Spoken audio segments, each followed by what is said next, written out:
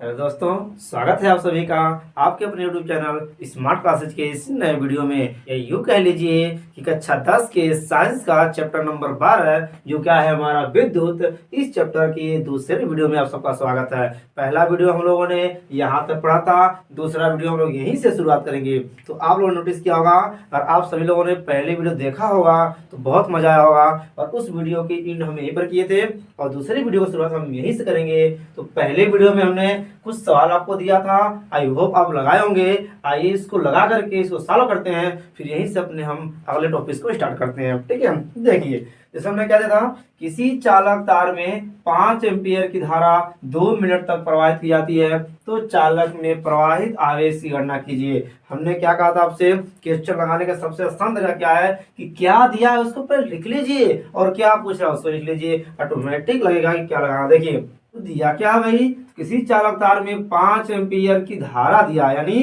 अगर हम पहले क्वेश्चन को सॉल्व करते हैं तो यहाँ दिया धारा मतलब आई बराबर कितना दिया है 5 एम्पीयर। कितना भाई, समय दिया 2 मिनट, यानी टाइम दिया है 2 मिनट। ठीक है, लेकिन हमको क्या पता है कि समय का मात्रक सेकंड होता है और जो भी टाइम या समय देगा उसको हम सेकंड में लिखेंगे, इसको हम चेंज करेंगे सेकंड में। ठीक है, कैसे चेंज करेंगे, तो 1 मिनट में 60 सेकेंड, 2 मिनट में कितने सेकेंड, फटाफट हम करेंगे 2 गुणे 60 से गुणा कर देंगे और 60 गुना क्या हो जाएगा 120, ये हो गया सेकेंड। क्लियर हो गया। पूछ क्या रहा भाई, तो चालक में प्रवाहित आवेश की गणना कीजिए।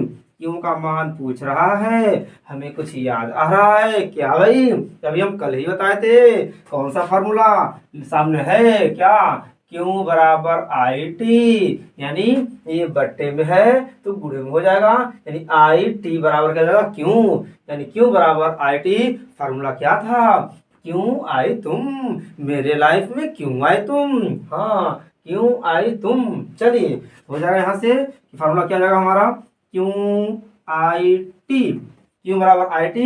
अब आई का मान क्या है 5 एम्पीयर हो गया, गुणे समय कितना है 120 सेकेंड, रख दीजिए। आया क्या भाई, 5 गुना 0 हो जाएगा, 5 दूना 10 हो जाएगा, 5 कलम 5 और एक हाथ से 600 गुलाम। क्यों का मान क्या आ गया भाई 600 गुलाम, ये हमारा आंसर है।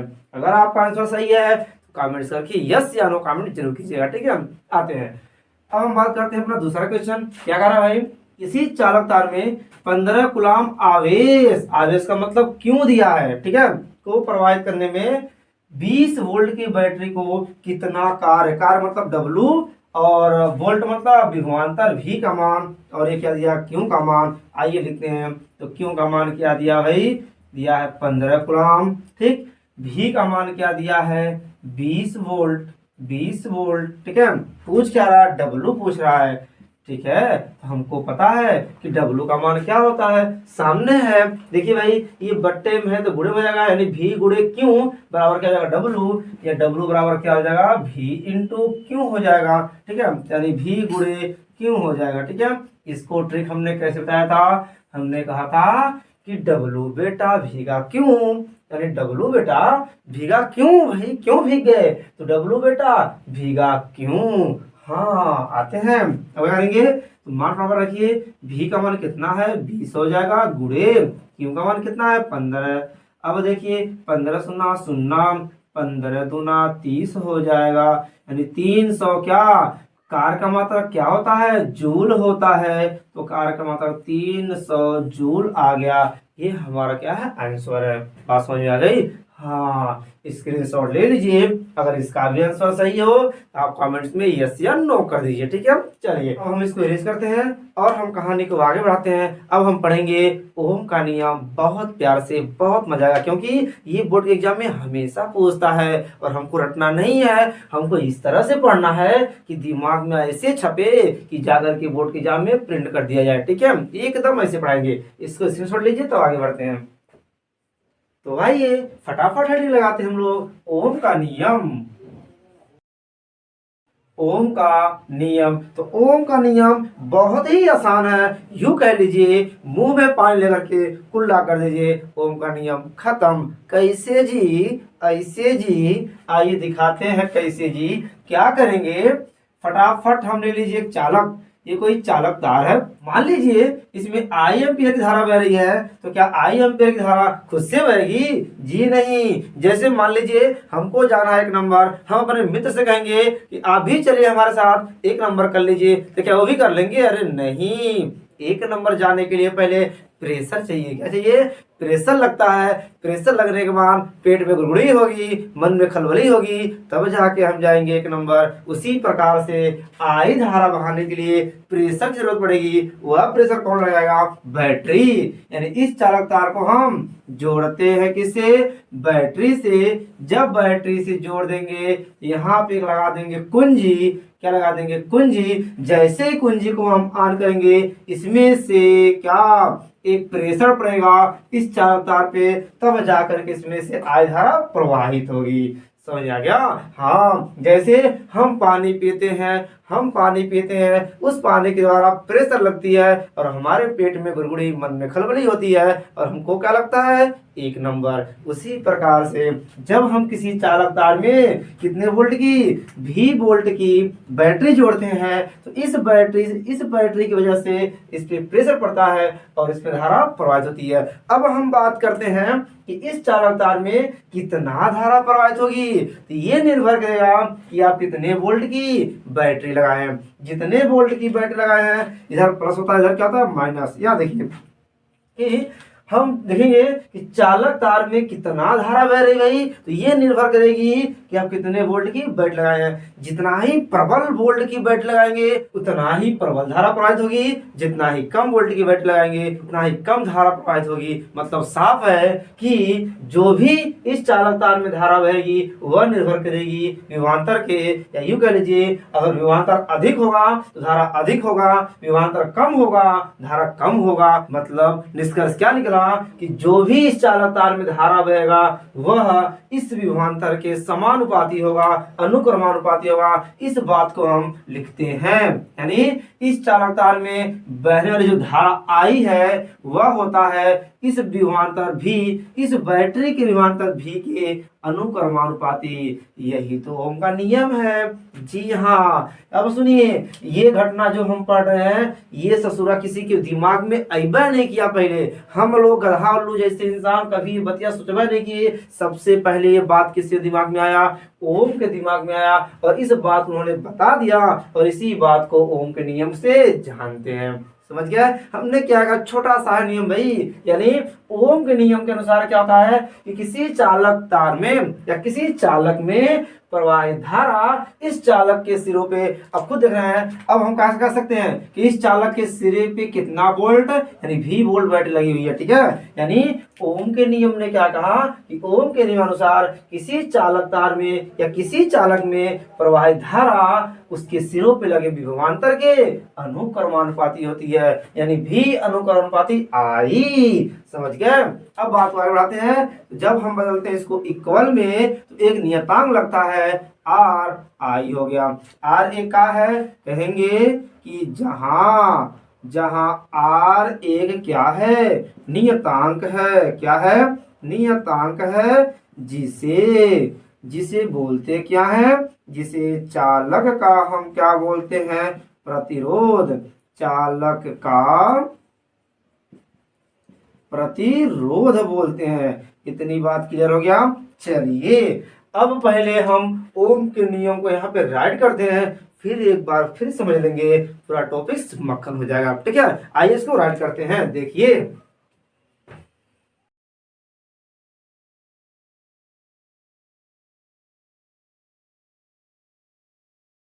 चलिए देखिए भाई, ओम के नियम ने क्या कहा कि इनके नियमानुसार यदि किसी चालक तार के भौतिक अवस्था मतलब उष्मा, ताप, दाब में यदि कोई परिवर्तन न हो, यानी ये सामान्य परिस्थिति में रखा गया हो, तो ऐसी स्थिति में इस चालक में प्रवाहित धारा, इस चालक तार में प्रवाहित धारा इस चालक के सिरों पे लगे विभवांतर के अनुक्रमानुपाती होता है। यानी V अनुक्रमानुपाती I। जब इसको बदलेंगे हम इक्वल में, तो एक नियतांक R लगेगा। जिसे हम क्या बोलते हैं, जहां आर एक नियतांक है और इसे हम क्या बोलते हैं, चालक का प्रतिरोध। क्लियर हो गया?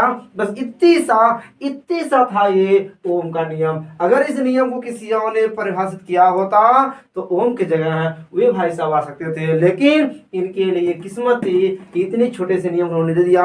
ये छोटा सा नहीं है, इसके प्रति बहुत बड़े बड़े कांड है, और साथ में इसको प्रूव किया गया कि हाँ सच में विभवांतर बढ़ाने से धारा बढ़ती है, विभवांतर घटाने से धारा घटती है, तब जाके नियम बना। समझ आया?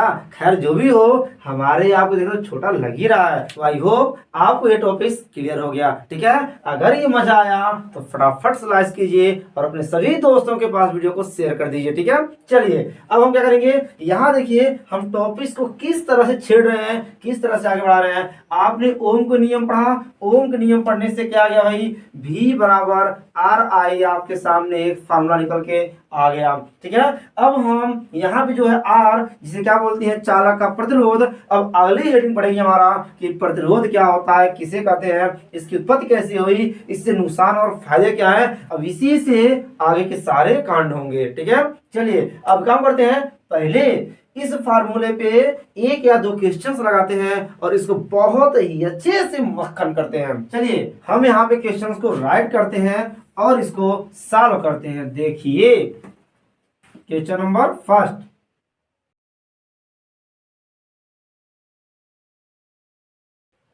देखिए हमने आपके सामने क्वेश्चन सेट किया। क्वेश्चन क्या कर रहा है कि 20 ओम प्रतिरोध, यानी 20 ओम प्रतिरोध के किसी चालक तार में 20 एम्पियर की धारा प्रवाहित करने से तार में कितना विभवांतर उत्पन्न होगा, यानी कितना विभवांतर उत्पन्न होगा। यूं कह लीजिए कि तार के साथ कितने वोल्ट की बैटरी लगी हुई है, इस तरह से भी कह सकता है। ठीक है, तो आइए इसको लगाते हैं। सबसे पहले हमको नियम क्या पता है, पहली वीडियो में हम क्या पढ़े थे कि किसी भी क्वेश्चन को सॉल्व करने से पहले हम लिखते हैं कि दिया क्या है।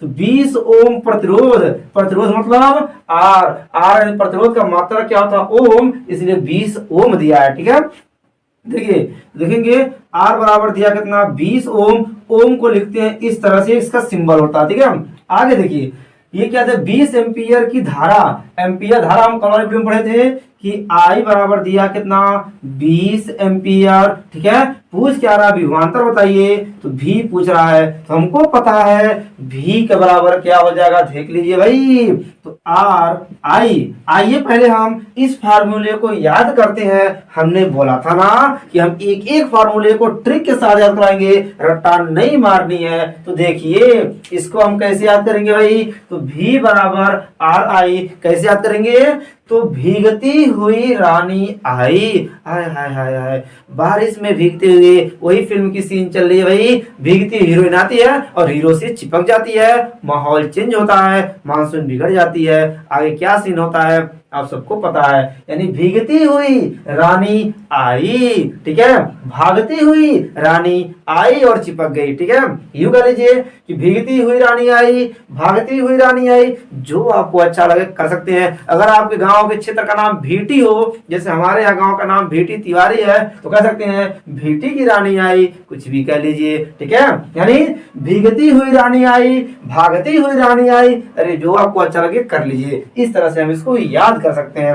चलिए आते हैं, तो भीटी की रानी आई यानी फटाफट, या भागती हुई रानी आई, या भीगती हुई रानी आई, कुछ भी कह लीजिए। आइए बात आगे बढ़ाते हैं। तो ध्यान से देखिए, आर का मान क्या दिया है, 20 ओम, आई का मान क्या दिया है, 20 एम्पियर। फटाफट लिख लीजिए, तो बात आगे बढ़ाएंगे। तो 20 यहाँ क्या हो जाएगा, 400 वोल्ट। कितना भाई, 400 वोल्ट, यानी 400 वोल्ट की बैटरी लगी हुई है। या यूं कह लीजिए कि जो भी चालक तार है, उस चालक तार में, उस चालक तार का प्रतिरोध कितना है, 20 ओम है, धारा कितना बह रही है, 20 एम्पियर। तो समझ जाइए कि 20 एम्पियर की धारा इतने प्रतिरोध वाले चालक तार में बहने के लिए इतने वोल्ट की बैटरी की आवश्यकता होगी। मक्खन हुआ।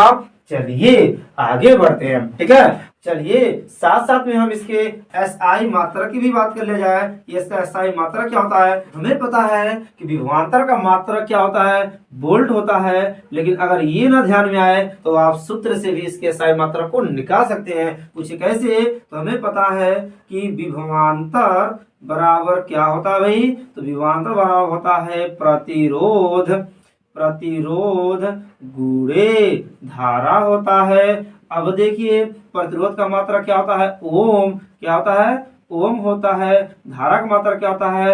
एम्पियर होता है। तो निकल तो गया भाई। हाँ, यानी कह लीजिए कि विभवांतर का मात्रा क्या हो गया? Ohm into ampere. ये भी हमारा क्या है? यही तो है हमारा एस आई मात्रा किसके? विभवांतर का। इसको कहिए, या विभवांतर का मात्रा क्या होता है? वोल्ट होता है। ये भी कर सकते हैं। ध्यान देखिए, यानी हमने क्या पढ़ा? हमने क्या पढ़ा कि विभवांतर का मात्रा वोल्ट क्यों है? क्योंकि इसको निगमन किसने किया था? विभवांतर की खोज किसने किया था? विभवांतर नाम किसने दिया था? वोल्ट ने। इसलिए विभवांतर का एसआई मात्रा क्या होता है? वोल्ट होता है। ये भी सही है, ये भी सही है। हमारे पास दो रास्ते हैं, चाहे जिसको मर्जी कहिए, दोनों एसआई मात्रक हैं। अगर कोई कह जाए विभवांतर का एसआई मात्रक बताइए तो आप फटाक से कहेंगे ओम एम्पियर या वोल्ट कहेंगे। ठीक है। अब अगली हेडिंग हमारी क्या पड़ेगी? अगली हेडिंग पड़ेगी हमारा चालक का प्रतिरोध क्या होता है। ठीक है। सबसे पहले आप इसका स्क्रीनशॉट लीजिए, फिर आगे हम बढ़ते हैं। तो अब अगली हेडिंग क्या लगेगी भाई? तो हमें हेडिंग खोजने की जरूरत नहीं है, सोचने की भी जरूरत नहीं है, क्योंकि हम इस तरह से पढ़ेंगे तो टॉपिक से ही बताएगा कि अगली हेडिंग क्या लगना है। हमने क्या पढ़ा अभी कि V बराबर आर आई, जहां आर क्या है? प्रतिरोध है, चालक की प्रतिरोध है। ठीक है। आखिर ये प्रतिरोध होता क्या है? अब अगली हेडिंग हमारी लगेगी प्रतिरोध। क्या हो जाएगा? प्रतिरोध क्या होता है, किसे कहते हैं? चलिए तो ध्यान देखिएगा, बहुत अच्छे से हम लोग सीक्वेंस में पढ़ेंगे। ठीक है। देखिए तो हम क्या पढ़े हैं? ये कोई चालक तार है और इस चालक तार में क्या किया आपने? भी वोल्ट की बैटरी को जोड़ दिया। भी विभवांतर की बैटरी को आपने जोड़ दिया और इस वोल्ट की बैटरी को जोड़ते ही इस पे एक प्रेशर लगा, दबाव लगा, एक विभव लगा और इसमें आई एम्पियर की धारा बह रही है। ये आपने जाना। तो क्या ये इतना आसान है? क्या ये इतना आसान है कि भाई किसी चालक तार में भी वोल्ट की बैटरी जोड़ने से आई एम्पियर धारा तो बह रही है, आपको लग रहा है कि भाई धारा बह रही है, लेकिन इस धारा को बहने में बहुत सारी प्रॉब्लम क्रिएट होती है। जिस तरह से आपको क्या लगता है कि आपके पापा सरकारी जॉब करते हैं, प्राइवेट जॉब करते हैं, उनकी मंथली की इनकम 1.5 लाख रुपया है, तो इतनी आसानी से नहीं वो पैसा मिलता है। आपको लगता है कि पापा सुबह ऑफिस जाते हैं, शाम को आते हैं, बस यही तो है काम, लेकिन ऐसा नहीं है। इतना आसान नहीं है कोई भी जॉब करना, चाहे सरकारी जॉब हो चाहे प्राइवेट जॉब हो। हर जॉब में बहुत सारी प्रॉब्लम होती है। ठीक है। उन सभी प्रॉब्लम्स को फेस करते हुए हमें आगे बढ़ना पड़ता है, तब जाके हमें पैसा मिलता है। उसी प्रकार से ये धारा विभवांतर वोल्ट लगाने से बह तो रही है, लेकिन इतनी आसानी से नहीं बह रही है। इसके मार्ग में भी रुकावट आते हैं, इसके भी मार्ग में प्रॉब्लम क्रिएट होती है। अब वो सारी रुकावटें कहां से आती हैं, कौन डालता है? तो ध्यान देखिए, हमको पता है ये चालक तार है और सभी चालक तार में क्या होते हैं? मुक्त इलेक्ट्रॉन होते हैं। तो जब ये धारा बहती है, जब ये धारा बहती है तो इसके मार्ग में इस चालक तार के अंदर जितने भी मुक्त इलेक्ट्रॉन है वे सभी इसके बीच में रुकावट डालते हैं। ठीक है। जब धारा बहती है तो इनके बीच में कौन आते हैं? इलेक्ट्रॉन आते हैं और ये अवरोध उत्पन्न करती है। जो भी इलेक्ट्रॉन इस धारा के मार्ग में अवरोध उत्पन्न करती है उसे ही हम क्या बोलते हैं? प्रतिरोध बोलते हैं। क्लियर हो गया? बहुत आसान है। ध्यान देखिए, जब किसी चालक तार में धारा बहती है तो उस धारा के मार्ग में उत्पन्न अवरोध चालक की प्रतिरोध कहलाती है। अगर किसी ने पूछ दिया कि वो प्रतिरोध आती कहां से है, तो कहते हैं कि जो भी चालक होता है उसमें मुक्त इलेक्ट्रॉन होते हैं और वही मुक्त इलेक्ट्रॉन इस धारा के मार्ग में रुकावट डालते हैं और उसी रुकावट को, उसी अवरोध को ही हम क्या बोलते हैं? इस चालक का प्रतिरोध बोलते हैं। क्लियर हो गया? हाँ। अब देखिए, इलेक्ट्रॉन जब रुकावट डालते हैं तो ये भी कम नहीं है, इन सभी इलेक्ट्रॉनों को इधर ढकेल करके धारा आगे बढ़ती है। इसलिए कहा गया है किसी चालक तार में जो धारा की दिशा होती है वो इलेक्ट्रॉनों की दिशा के विपरीत होती है। इलेक्ट्रॉन इधर आते हैं तब जाके धारा उधर आती है। चलिए, क्लियर हो गया? हाँ। अब हम क्या करते हैं? पहले प्रतिरोध की परिभाषा को लिखते हैं, फिर इसको एक बार फिर से क्लियर करते हैं। तो देखिए, ध्यान दीजिए। तो परिभाषा क्या कह रहा भाई कि किसी चालक तार में प्रवाहित विद्युत धारा के मार्ग में उत्पन्न अवरोध को ही चालक का प्रतिरोध कहते हैं। यानी जब किसी चालक तार में कोई धारा बहती है तो इस धारा के मार्ग में जो भी अवरोध उत्पन्न होता है उसी अवरोध को, उसी रुकावट को हम क्या बोलते हैं? चालक का प्रतिरोध कहते हैं। इतनी बात क्लियर हो गया। चलिए अब हम बात करेंगे कि इस चालक तार में जो प्रतिरोध है, जो रुकावट है, वो किस बात पर निर्भर करता है। यानी कब रुकावट अधिक होगा, कब प्रतिरोध कम होगा। यानी किस कंडीशन में प्रतिरोध कम होगा, किस कंडीशन में प्रतिरोध अधिक होगा। अब इस बात को हम पढ़ते हैं। इसके लिए हेडिंग क्या लगेगी, इसको पहले स्क्रीनशॉट लीजिए तब बढ़ते हैं। तो अगली हेडिंग हमारी क्या लगेगी भाई? अगली हेडिंग होगी हमारी चालक। देखिए तो अगली हेडिंग हमारी क्या लगेगी कि चालक तार पर प्रतिरोध की निर्भरता। यानी किसी भी चालक तार में प्रतिरोध किन बातों पर निर्भर करता है ये देखते हैं। इसके अंदर अब पहली हेडिंग लगेगी क्या भाई कि चालक तार की लंबाई पर।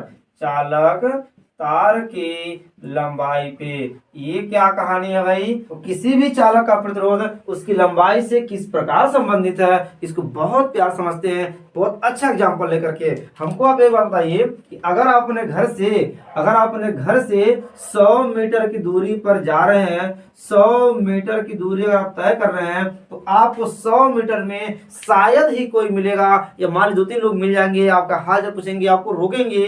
लेकिन अगर आप 100 मीटर की जगह 100 किलोमीटर की अगर दूरी तय कर रहे हैं तो इस 100 किलोमीटर में बहुत सी रुकावटें आएंगी, बहुत से लोग मिलेंगे। अगर इस 100 किलोमीटर की दूरी में बहुत सारा ट्रैफिक है तो ट्रैफिक जाम लगेंगे, यानी ट्रैफिक का रुकावट अलग से आएगा। कोई आपकी जान पहचान को मिलेगा, वो रुकावट अलग रुकेगा। भूख लगेगी, प्यास लगेगी, उसमें भी समय लगेगा। यानी 100 किलोमीटर दूरी तय करने में बहुत अधिक समय लगेगा क्योंकि उसमें रुकावट अधिक आएगी। लेकिन 100 मीटर में यूं निकले यूं पहुंच गए, बहुत कम रुकावट। यहाँ मतलब यूं निकल के यूं पहुंचे, समय की बात नहीं कर रहा हूँ, बात ये कर रहा हूँ कि 100 मीटर की दूरी में आपको रुकावट डालने वाले, आपको रोकने वाले शायद ही कोई मिलेगा, यानी बहुत कम लोग मिलेंगे। लेकिन 100 किलोमीटर की दूरी तय करने में आपको बहुत सारी रुकावट आएगी। मतलब कि वही बात हो गई, हमको पता है किसी चालक तार में क्या होते हैं, बहुत सारे स्वतंत्र इलेक्ट्रॉन होते हैं, बहुत से स्वतंत्र इलेक्ट्रॉन होते हैं, बहुत से होते हैं। ठीक है, तो जब धारा बहती है, हम पढ़ चुके हैं, जब किसी चालक तार में धारा बहती है तो ये इलेक्ट्रॉन क्या करते हैं, उसके मार्ग में रुकावट डालते हैं। तो हमको पता है, आप खुद बताइए, अगर तार छोटा सा है, लंबाई कम है तो इसमें इलेक्ट्रॉन कम होंगे तो रुकावट भी कम होगी। अगर तार लंबा होगा तो इलेक्ट्रॉन अधिक होंगे, रुकावट भी अधिक होगी। समझ में आ रहा है? मतलब कि तार लंबा, रुकावट अधिक, तार छोटा, रुकावट कम। यानी अगर तार अधिक लंबा है तो प्रतिरोध भी अधिक होगा, अगर तार छोटा है तो प्रतिरोध भी छोटा होगा। और इस बात को हम किससे लिखते हैं? इस बात को लिखते हैं, जो भी चालक तार का प्रतिरोध होता है वह लंबाई के अनुक्रमानुपाती होता है। मतलब कि अगर लंबाई अधिक तो प्रतिरोध अधिक, लंबाई कम प्रतिरोध कम। ठीक है, इस बात को लिखेंगे कि जो भी चालक तार का प्रतिरोध होगा R, वह चालक तार L के लंबाई के अनुक्रमानुपाती होती है। इसको बोलेंगे समीकरण नंबर 1। और एक काम करते हैं कि इस बात को रिटर्न भी कर लेते हैं। देखिए, क्योंकि आपको हमारे साथ फेयर भी करना है। आइए राइट करते हैं। देखिए, हाँ देखिए, यानी हमने क्या लिखा कि किसी चालक तार का प्रतिरोध उसकी लंबाई के अनुक्रमानुपाती होता है। मतलब कि जितना ही अधिक लंबा तार रहेगा उतना ही रुकावट अधिक आएगी, उतना ही प्रतिरोध अधिक होगा। जितना ही छोटा तार होगा रुकावट कम आएगी, उतना ही प्रतिरोध भी कम आएगा। यानी R अनुक्रमानुपाती होगा L के समीकरण नंबर 1। अब हमारी दूसरी हेडिंग लगेगी, फटाफट क्या लगेगी भाई कि चालक तार के अनुप्रस्थ। ध्यान दीजिए, यानी चालक तार के अनुप्रस्थ काट की क्षेत्रफल। अभी अनुप्रस्थ काट क्या होता है भाई? तो ध्यान से देखिए, अनुप्रस्थ काट क्या होता है? होता यह है कि कोई चालक तार है, ये कोई चालक तार है, इस तार के अगले हिस्से को, इसी को ही हम क्या बोलते हैं, अनुप्रस्थ काट का क्षेत्रफल। जैसे मान लीजिए अगर मैं आपको बता दूं ये क्या है, ये कोई डिब्बी है, ये कोई डिब्बी है, इसी को क्या बोलते हैं, अनुप्रस्थ काट का क्षेत्रफल। या यूं कह लीजिए कि ये मार्कर है, मान लीजिए तार है, तो ये जो क्षेत्रफल है यही हमारा क्या है, अनुप्रस्थ काट का क्षेत्रफल। यानी इसी हम क्या बोलते हैं, अनुप्रस्थ।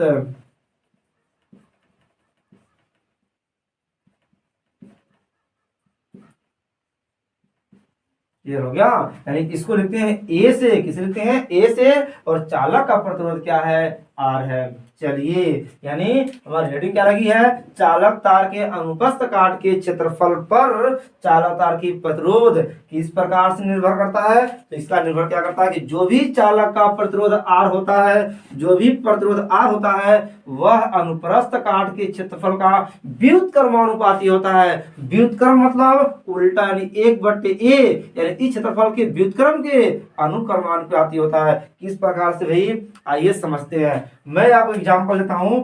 मान लीजिए अगर कोई छोटा सा गेट है, क्या है, अगर कोई छोटा सा गेट है, इसमें कोई दरवाजा लगा हुआ है, दरवाजा लगा हुआ है, निकल करके भागने के लिए, निकल करके भागने के लिए, देखिए, और एक आपके पास बड़ा दरवाजा लगा हुआ है, बड़ा दरवाजा निकल गया है, लगा हुआ है। अब बताइए, अगर हम आपको कहें कि इन दोनों दरवाजे से हाथी को निकालिए, हाथी को निकालिए, तो आप बताइए कि एक साथ 2 हाथी को निकालना हो, 2-3 हाथी को, और निकालेंगे इस रास्ते से, तो ये जगह क्या है, बहुत छोटा है, तो हाथियां उसी में जाके फंस जाएंगी। आप पीछे ढकेलेंगे जोर लगा के हैया, लेकिन कुछ नहीं होगा, क्योंकि जगह कम अर्थात रुकावट अधिक हो रहा है, जगह कम है, रुकावट अधिक हो रहा है। अगर हम उसी हाथी को इस रास्ते निकालेंगे तो एक बार कहेंगे चल जोड़ लगा के फुर्सत से निकल जाएंगे। यानी ये दरवाजा बड़ा है तो रुकावट कम हो रही है।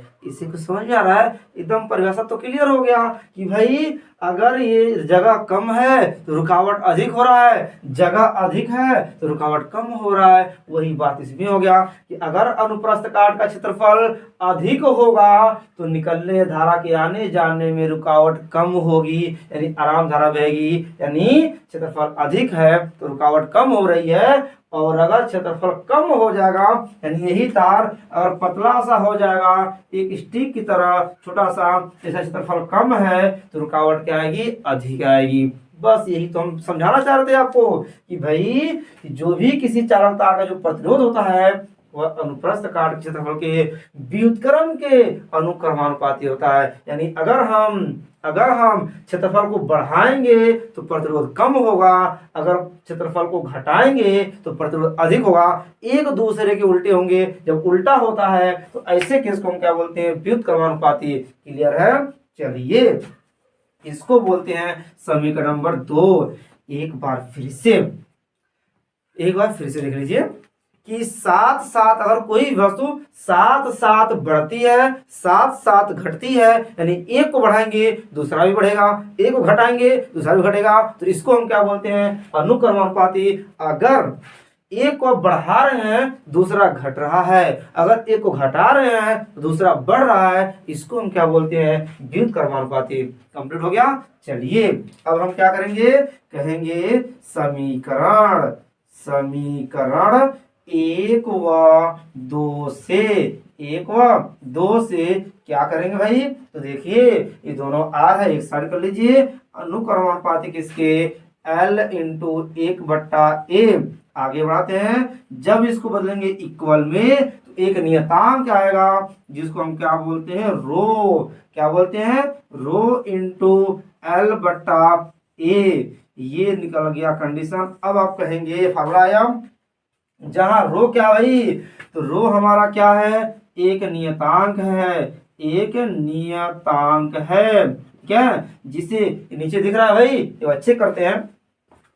चलिए दिख रहा है जहां रो, इसको हम क्या बोलते हैं लिखते साइड में, इसको हम बोलते हैं रो। क्या बोलते हैं? रो। इंग्लिश में इसको लिखा जाता है RHO, ठीक है, इसको रो बोलते हैं। ये पी की तरह तो होता है लेकिन पी की तरह नहीं होता, पी ऐसे होता है, ये जो होता है इसका गोली बड़ा होता है, डंडी छोटी होती है, इसको हम क्या बोलते हैं? रो। कुछ लोग रो को इस तरह लिखते हैं, ठीक है। चलिए हमने क्या बोला भाई कि रो एक क्या है? नियतांक है जिसे चालक का क्या बोलते हैं? विशिष्ट विशिष्ट प्रतिरोध बोलते हैं। इतनी बात क्लियर है? हाँ। चलिए, यानी समीकरण 1 और 2 जब ऐड किया हमने तो आर एक साइड अनुपाती L इंटू 1/A, जब इसको हम इक्वल करेंगे तो एक नियतांक आएगा जिसको हम रो बोलते हैं, और इसी रो को हम क्या बोलते हैं? चालक का विशिष्ट प्रतिरोध, जो कि बहुत इंपॉर्टेंट है, ये एग्जाम में अक्सर आता है, ठीक है। यहाँ तक क्लियर हो गया? चलिए फटाक से स्क्रीनशॉट लीजिए। हो गया भाई? तो ये वीडियो आप लोगों को कैसा लगा हमें कमेंट्स करके जरूर बताएगा, और यदि ये वीडियो आप लोगों को अच्छी लगी हो, इस वीडियो से आपने कुछ सीखा है, तो वीडियोस को लाइक और शेयर जरूर कीजिएगा, क्योंकि आपका एक लाइक, एक शेयर और एक कमेंट्स हमारे हौसले को कई गुना बढ़ा देता है। हमको नए वीडियो बनाने के लिए प्रेरणा मिलती है, हम भी आपके कमेंट्स, लाइक्स और शेयर से मोटिवेट होते हैं, ठीक है। तो अगर हम आपके साथ हैं तो आपका फर्ज बनता है कि गुरुदक्षिणा के रूप में आप भी हमें लाइक, शेयर, कमेंट जरूर दें, ठीक है, ताकि हम आपके लिए रोज नए नए इससे भी बेहतरीन वीडियो ला सकें। और जो लोग इस वीडियो को पहली बार देख रहे हैं, हमारे चैनल पे पहली बार आए हैं, उन सभी लोगों से निवेदन है, रिक्वेस्ट है कि आप इस चैनल को सब्सक्राइब करने के साथ साथ बगल में जो घंटे का निशान है उससे जरूर दबाना, ताकि जैसे ही इस चैप्टर की हम या इस वीडियो की अगली वीडियो पार्ट 3 वाला अपलोड करेंगे तो उसका नोटिफिकेशन आपको तुरंत पहुंचेगा और आप उसको देखने से वंचित नहीं रहेंगे, ठीक है। तो लगे रहिए, फिर हम मिलेंगे नए वीडियो में नए टॉपिक्स के साथ, नए उमंग, नए तरोताजी के साथ, इन्हीं शब्दों के साथ। जय हिंद, जय भारत।